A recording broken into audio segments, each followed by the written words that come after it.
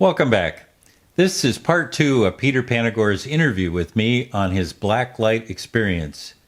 You may remember we left off after Peter froze to death while ice climbing. He negotiated his return and he's now back among the living, but completely changed by the experience. He has new experiential knowledge of how the universe is constructed and what it means to be human. We continue our conversation by trying to answer the question of how do you live with what you know?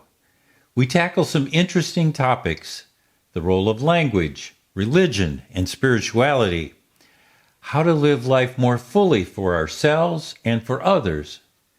We start off this conversation with me wondering how he came to be able to describe an ineffable experience. Here is our interview.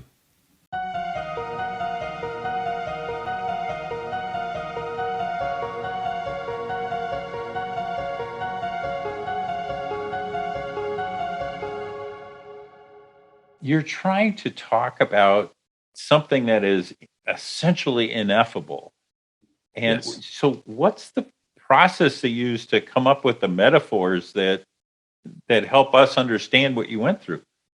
I had a radical change in my life. I was going to be an architect. I had a pencil in my hand as a kid, father's firm, working in construction. I ditched all of that and I went to divinity school. And I didn't go to divinity school to study theology. I went to divinity school to avoid the monastery of a life of contemplation because I found that the only way that I was going to reattach myself to the divine was by going in the interior, but no sex life. That was kind of a deal breaker for me. So I did the next best thing. I went to divinity school and I convinced the dean of students to allow me a 3-year independent study, which was partially funded. They found money in the university to pay for this, where I got to study the history of contemplation and mysticism from 900 to 1600, primarily in the West, and under her tutelage, and wrote my dissertation on it. So I went hunting for language, Scott. That's what I did. I realized I had taken this class and I had read this book, book called Mysticism, an anthology by a guy named F.C. Happold, a book I still teach, that exposed me to the history of mysticism.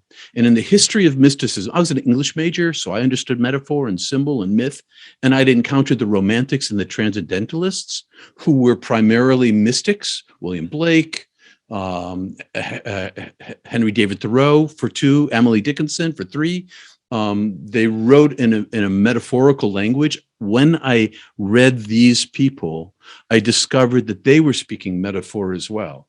And so that came to realize is that there were language forms inside of religious traditions, because religious traditions all originate with a mystical experience. Somebody has a visitation from God, and then somebody else builds religion around it. And the problem with mysticism is that it abhors organization, which is why near-death experiencers are difficult to control, because nobody really cares about what the rules are, except for love.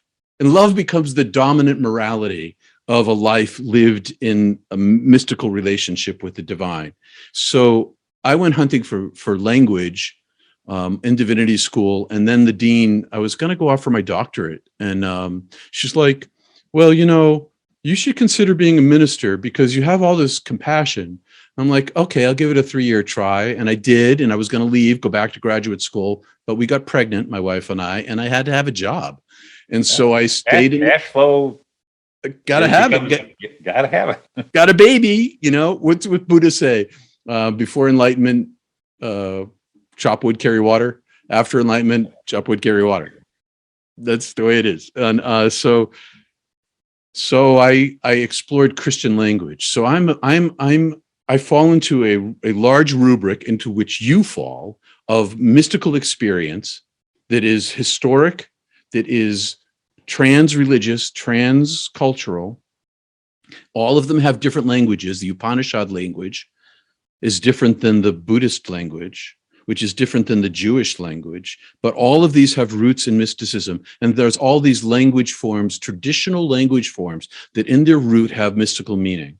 And so I went on this lifelong quest. And so when I was a minister in these churches where I served, I continued reading.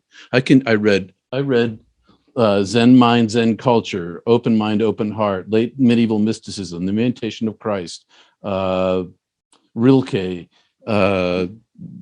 Buddha. Varieties of mystical experiences. I read all the Nag Hammadi texts. I read all the Dead Sea Scrolls. I read everything that I could, because none of the languages are accurate. And it can't be that can't be. By the very fact that they're words, they're putting boundaries on concepts that don't have boundaries.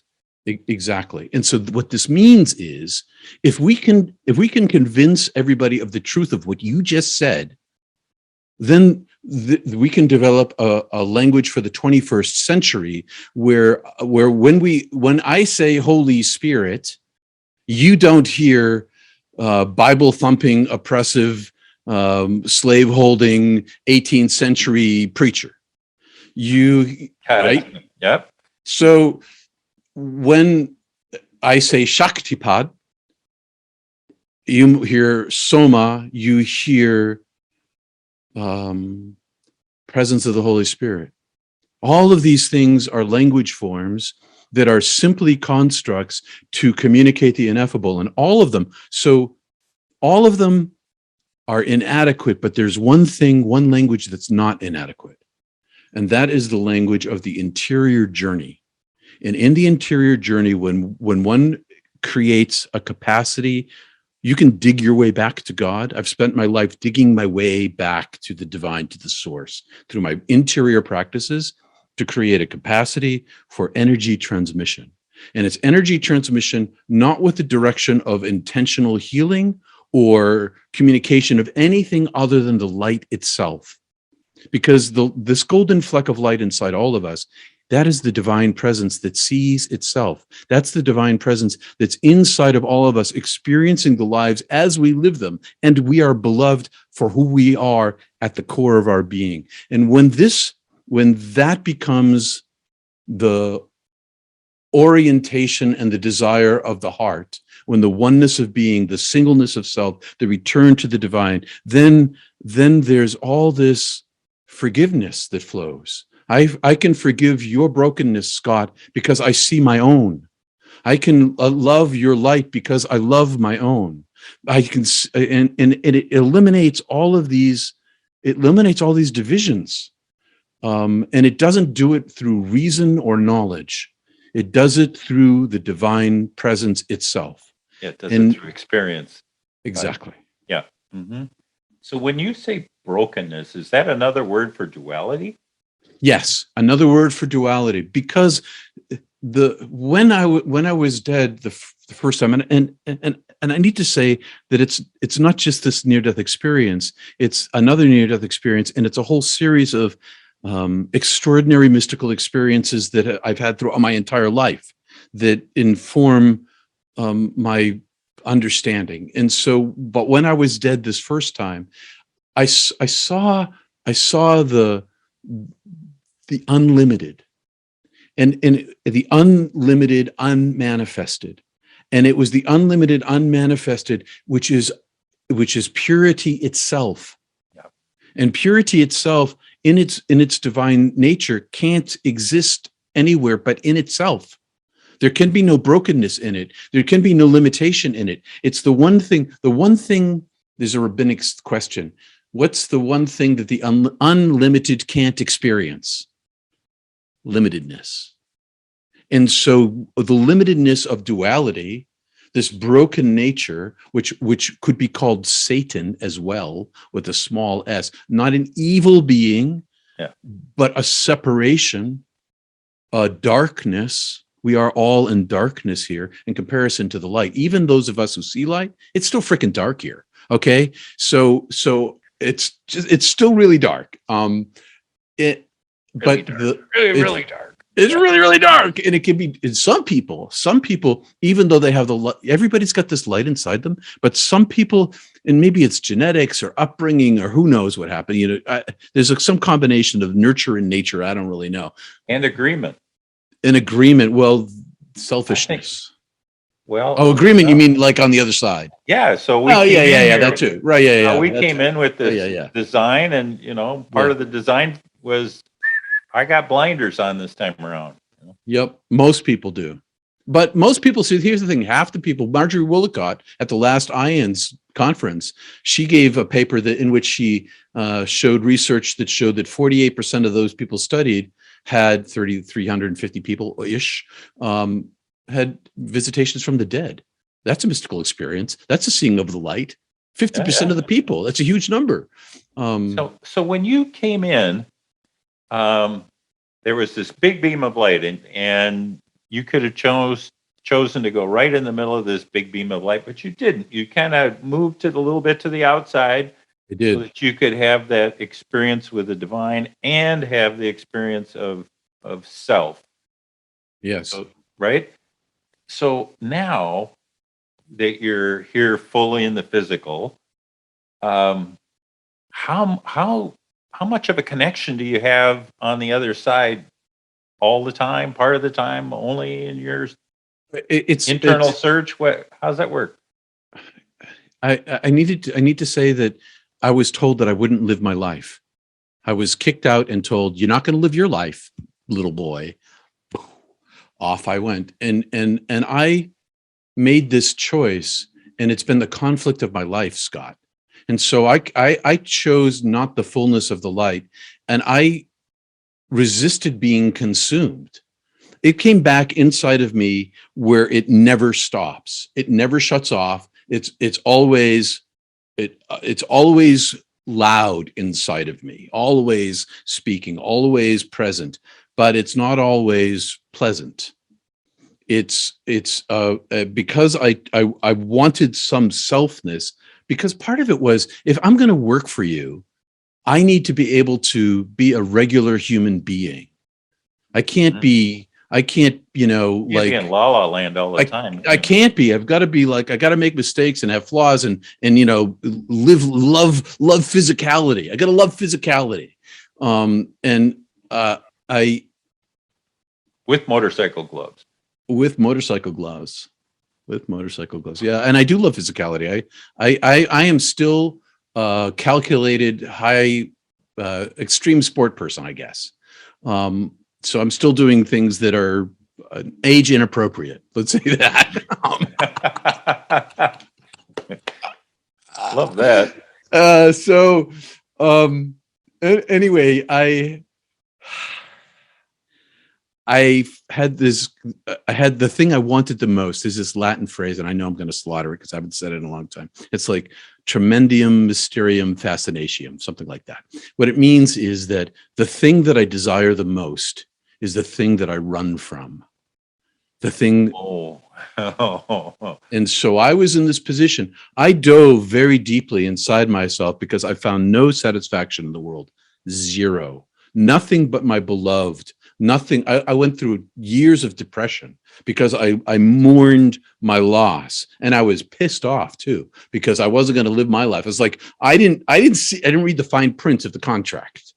And what? They didn't show it to you? No. Well, no, they did. It's just that I did. I'm like, yeah, whatever. Put my X there. And so I had to carve my way back in. I knew that the light was there. I couldn't see it here. I could see, okay. I knew that the divine panentheism generates everything there is, which is why I could see it as only illusion. Mm-hmm. And I could see it only as fragmentation and instead of unity. And so in my books, in my studies, I realized that there were techniques that I could practice, and I had to choose some because there's so many techniques. I had to pick the ones I was going to use, and I would practice those for the whole of my life, which I have done. And now it's 40 years later, I am still practicing them. And I found that in these practices that two things happened. I carved a space inside myself where my centering prayer practice is all about, it's like very zazen. It's all about the stillness of the mind and the end of thought and the stepping aside. I'm the only one in the way between me and the divine. If I can step aside in a regular practice every day with my breath and my chant, and eventually deeper than that, I can eliminate my false self. And so that's what I've been after. That's my, all the years I was in the church, I was God's secret agent, is what I thought in my head. I didn't tell anybody that because secret agents don't tell, right? So, I kept the whole thing a secret. And their shows get canceled after 4 years. So They do, especially if they get caught, right? Except for James Bond, he seems to get caught and he keeps coming back, but he gets reincarnated. He's like Doctor Who. He comes back in a new form all the time. So anyway, what happened was that with the Kriya Yoga, I combined these two things, which brings me back to language. And so I realized on the very first day that no language I could speak could ever capture the message itself. What could capture the message itself? Capital M on that, but the message itself.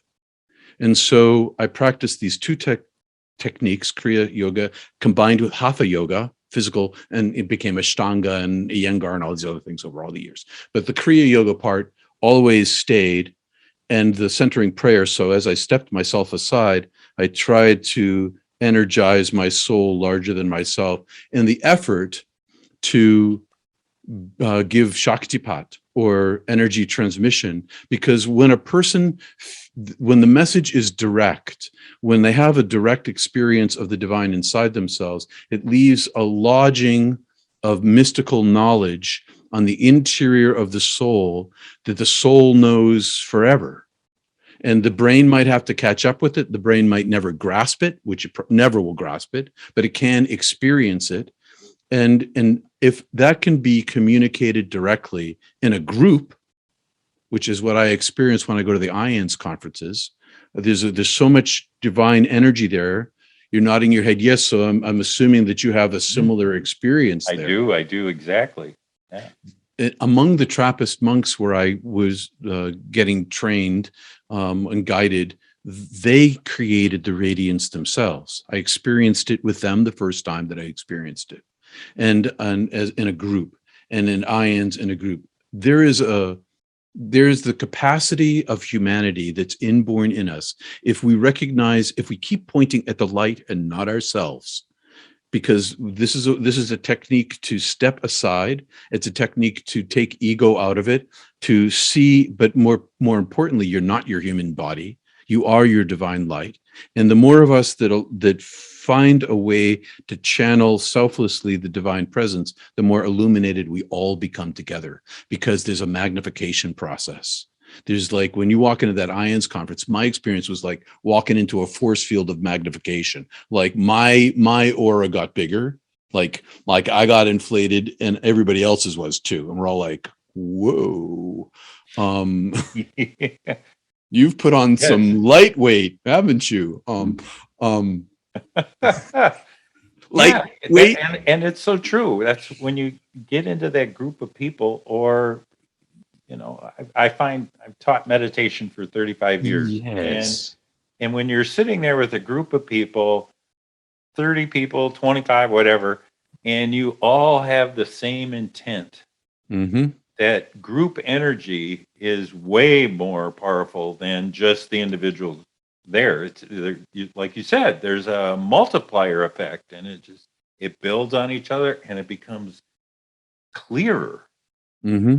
It's like the fuzziness that I have is tempered because this person is helping out, and so it's one of the reasons I really love it when we can gather together as groups and try to accomplish something, in my classes, at conferences. Yes. It's actually one of the reasons I like being an MC at IANS.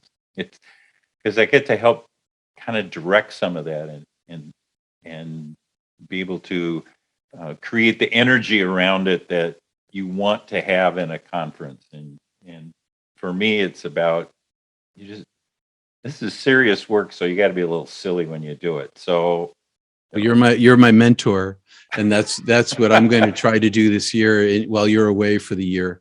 I I I want to help. The conference this year is about oneness and illumination, and I want to help create an atmosphere where that can be magnified. One of the things that Jesus said was, "Where two or three are gathered, I am there." And in the Gospel of Thomas, he expands that. And and when he says "I am," he's not talking about himself. He's talking about this, what Christians, mystics call the Christ consciousness, which other people call the divine energy or the oneness of being or Atman or Brahman or Allah. Well, the whole time you were describing your experience, that's the word that, the words that kept popping in my head. There's, how do you describe something that's limitless? And the only thing the word was, I am. I am. I am. I am. It's everything, and nothing, and there's no boundaries, and there's no descriptors because there aren't any that make any sense. Isn't that an imposition on us to give to the one thing that is all there is, to not ever be able to say it? And so it remains sort of secret in all of our hearts. And that's one of the things that has happened, is that people have mystical experiences because they're so individualized and subjective, although they can be group, because we just described that. You can have that in a meditation group. But it is individualized, it's unsayable, and it's repressed. And so is it any wonder that we've kept to ourselves for centuries? Not anymore, though. That's over. Not anymore. And the lovely thing is that we have, technology now. We have the internet, so that exactly, anybody in the world can take my class. They can listen to this podcast. They can take your class. I mean, and you can do it from anywhere. I know when I teach online, I happen to use Zoom as the technology, that ability to have group energy is just the same. It's just the same. It's just the same. Well, of course, that makes sense because there is no such thing as time and space. Right. That's just the illusion of duality. So have you found that the rules of the non-physical universe, you have been able to pull them back into the physical universe and make sense of this life, help other people figure out what they're about? Yes, and yes, but I don't know if I've made knowledge sense of them. They remain insensible to me, but there's a level of practicality to them that I've nurtured over the whole of my career. Some of the way that it's manifested has been in helping the poorest of the poor, and the hungry and the needy and the wounded and the ailing and the dying. And so in my clergy life, my focus was on the brokenness of human experience in its most dire ways, in the context of the communities where I've lived. And that's one way of trying to, I could never fix the brokenness of all there is, but I could maybe relieve some suffering for those who were desperate. And so there was that, but I find that the deeper that I dive inside myself, and this is probably the biggest thing in my life, for what you ask, the greater the capacity I have grown inside myself, the larger the overflow becomes. And so I live in the world in a bubble of light. It doesn't eliminate my problems. It doesn't fix my back, or stop me from stubbing my toe, or prevent me from missing a credit card payment and making my credit thing go up. Right. Right. All those things remain real. but I live inside this. I live, and so my world becomes more magical, and it allows me to see more clearly the woundedness of others and let them be themselves. Forgive them for who they are. And because most people have no idea, they're wearing the blinders that they agreed to, and they don't know. It's like being, I feel like sometimes I'm in the Matrix and I'm I can't even think of Keanu Reeves. I can't think of his character's name. Um, I'm like, I see the code, nobody else see the code, so I can do what I can to help people who can't see the code. And so that's how I live my life. I help where I can. But in terms of, I live disassociated from time. I live non-attached. I live in I know my other self, my higher self is my true self. So I live sort of as a witness here, which gives me it gives me a courageousness in my career that has had, well, I just leave it at that. They gave me courageousness in my career, and it gives me connectedness to nature. It gives me connectedness to humanity. It helps me see my own flaws. It's I haven't chosen to try to become a medium or a healer. I've chosen to pursue the oneness of being because I'm not from here. And the deeper it's not about this lifetime for me. It's about my eternal connection to divine love. And so I think that orientation itself has created a life for me that's well, it's unusual. I've lived a very unusual life, but it's people where I live. Let me put it this way: people where I live, and I live in a small town, and I've lived here for 25 years. I was the minister in this town before I went into television. People accept me for who I am. They know I'm eccentric, but they also, and they're like, "Oh, he's the stilt walker with the clown nose," um, kind of thing. And but I they, think that word right there, um, by being defined as eccentric, gives you this huge latitude for behavior. oh, it totally does. You can do all kinds of things, and they go, "Oh, that's just Peter. He's just that's Peter doing Peter." And Yes.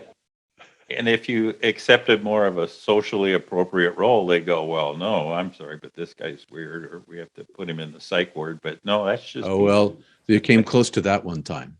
Oh yeah, really? Yep. Well, I had a mystical experience when I was in divinity school that lasted 3 days, and that I knew what was going on because I'd just been studying mysticism for 3 years, and I also knew who I was. But the exterior presentation of mystical experiences can sometimes be mistaken for crazy, and that's a hazard for everybody, and that's why people don't talk about it, because you don't want to be appeared as crazy.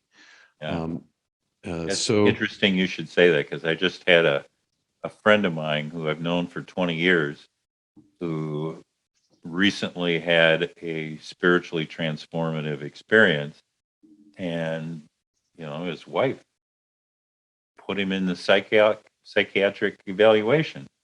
oh, And yeah. you know and and he kept saying, all I'm trying to do is to learn how to love in this world, Yep. and it's not what I thought it was before. It's different, and I'm trying to tell you why it is different. And anyway, and then of course, because of the radical shift in personality, they said, "Whoops, Yep. this isn't who you were, and we're concerned about you, seriously concerned." You put your finger on it there. Mystical experiences give us new identities. Hmm. They have to. They have to. Um, Part of my PhD work was in leadership at the University of St. Thomas in Minnesota. There, if you haven't heard of it, it's Minnesota's largest private university. And, you know, one of the things I've came to understand was that leadership is an inside out phenomenon. What Mm, you believe about how the world works or how the universe works or who you are, what is this thing that is us? That's what is presented out into the world. And, a spiritual experience changes that internal dynamic. So, of course, you're going to present yourself differently. That's if you're being authentic, you have to present differently. And if you try to assume your old role, everybody's antenna is so good that they can go, oh, there's something odd about Peter because he's yep. not being authentic. He's not being his true self, even though it looks like the same. Something's wrong. I wore a mask the whole time I was in the church. I wore a mask, Yeah. like, and but it leaked out all over the place. So I lived my authentic life inside myself. That's, I continued my studies, I continued my practices, but I misled the church to think that I was a believer. And it takes a while to learn acceptable language. Yeah. You have this experience, and all of a sudden you're trying to wrap words around it to tell people it. And sometimes you choose language that makes you sound crazy. Yep. And finding acceptable language is part of the path of being here in duality. Now that you've chosen to come back. And finding people where you can speak freely, where Oh, there haven't been groups. So after I left TV, the show closed after 15 years for me, 91 years for the whole show. Um, I toured New England as a preacher, as a near-death experience preacher. Like everybody, I was out of the closet, everybody knew. And so all these little churches would invite me to come speak. And I surveyed in all these churches. And the survey I took was, who here has ever had a visitation from the dead? And nobody would raise their hand until I did. And then half the congregation and every congregation would raise their hand. Who here has ever told anybody? Everybody told somebody, but nobody told the church. Nobody would talk about it in public. They wouldn't mention it at the cocktail party. They wouldn't bring it up to their buddies. They would keep it secret. yeah. And because nobody wants to be seen as crazy. So there's this open secret. Yeah, the last stat I saw was 45%. What's your percentage that you I got? thought it was 48 that she said, but maybe it was 45. I saw 50 to 70% in these congregations, not just after death experience, not just after death communication, but up to 70%, including near death experience, visitations from Jesus, angels, all the various phenomenon, placed it to 50 to 70% every time. I wonder how much it would be if they included things like um, events or signals from nature, you know, like mom's favorite bird sitting on the windowsill pecking at it the whole time. Yep, that kind of thing. This buddy of mine, he finds dimes, and whenever he finds dimes, he feels his son be present. Um, and Mm. and it's a great practice for him. He's always looking for his son wherever he goes. He's always carrying his son in his pocket. Oh, Um, nice. I yeah, like that. I like that. So this energy transmission that you were talking about, you give Shakti Pak, so there's the kind of the ceremonial thing around that. But um, how else do you see yourself giving energy out to people? that's the most important way for me. It's been a long experiment. I kept that part of my life secret for 40 years as well. Until people told me that they could feel it from me. And I never asked. I never brought it up, never mentioned it. Didn't want to. It's like if you're in a counseling session and you could say to someone, "What color do you think that was?" And they'll say some color. But if you say, "What color blue do you think that was?" You're influencing their choice. And I didn't want to influence anybody's telling me. So it's the most important thing. But I I have not church. I do on Sunday mornings at 10 a.m. Live stream on YouTube. I do biblical deconstruction, primarily right now in the Gospel of Thomas, because Jesus talks like a near-death experiencer to me. That's what he sounds like to me.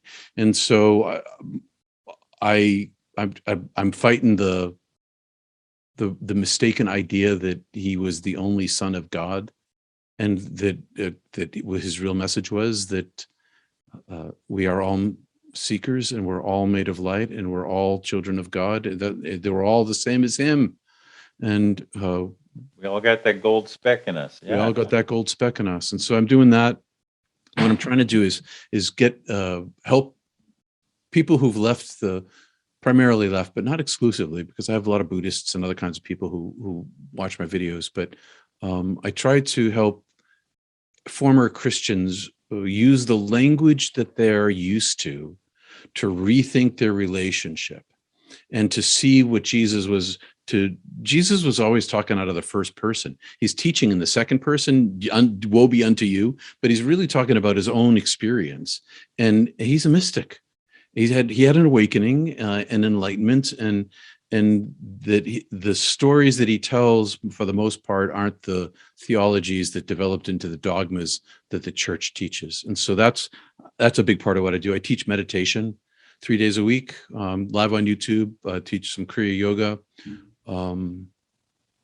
Over my career, I've done a lot more. Like, I sat on the domestic violence homicide review panel for the state of Maine for 7 years-ish, reading case files of murders and helping on a social level frame legislation that would aid those who are in domestic violence situations. So it came out in a lot of different organizational ways, interpersonal ways, linguistic ways, presentational ways. It's always about the one thing for me, though. All these ways that it manifests are all secondary avenues of expression. And I try to stoke the fire inside me so that then those creative things can become practical and reality based for people who are in need, whatever they are. I wrote the books for it. That's the reason I wrote my Heaven is Beautiful, because I wanted other near-death experiencers to feel free to have a voice. I'm stepping out here.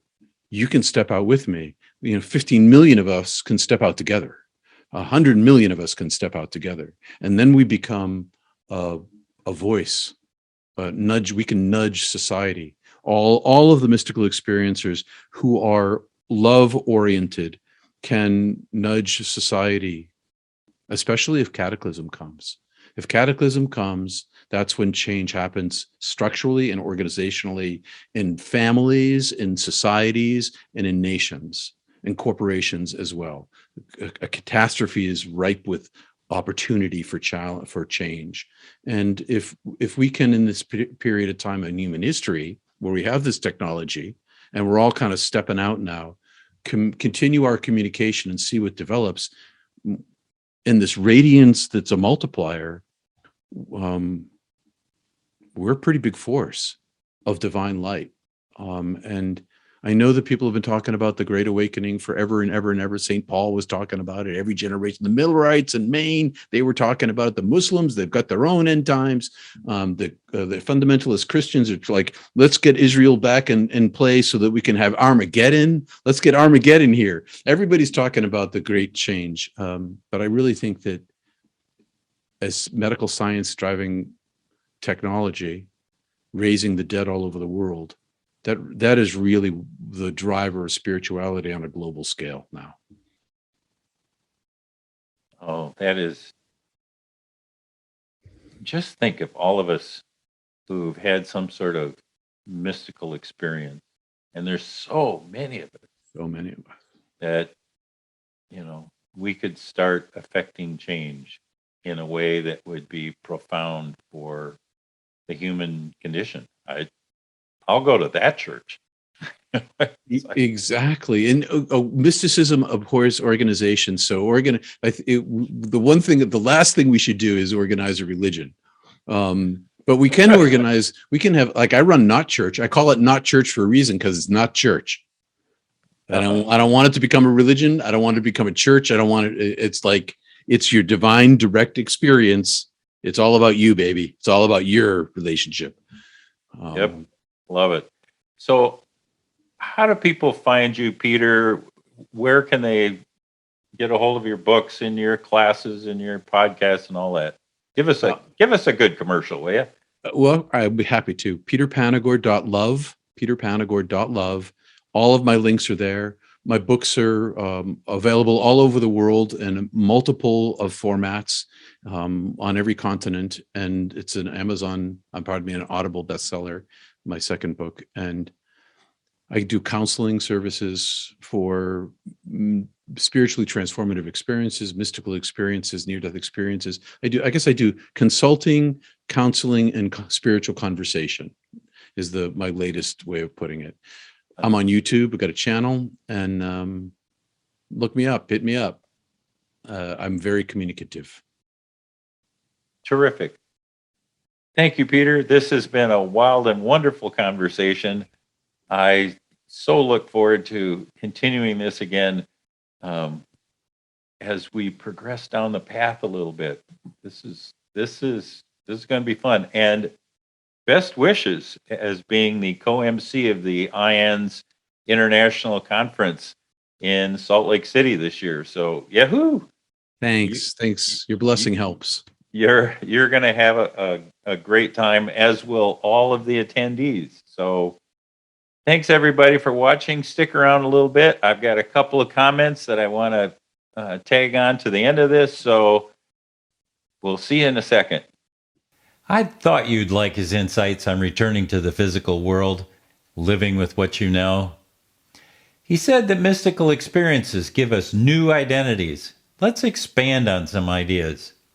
Just to be clear, these are my viewpoints, but that's why you watch the Afterlife Files, to gain perspective using more than one lens with which to view this rich information.